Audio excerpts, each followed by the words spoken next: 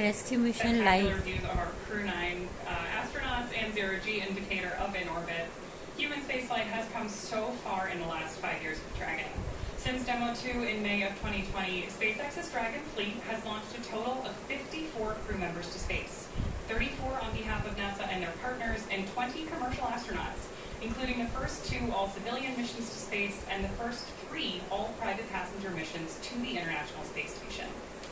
In addition to But wait. flying people, SpaceX's Dragon spacecraft also enables researchers the opportunity to fly critical science to orbit.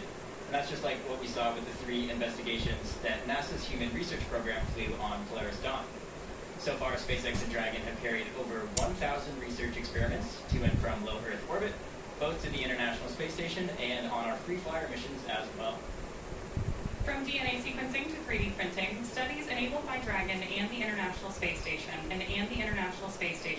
test a variety of technologies, systems, and materials that will be needed for future long-duration exploration missions. Every mission yields critical research and learnings that help make life both on Earth and in space better.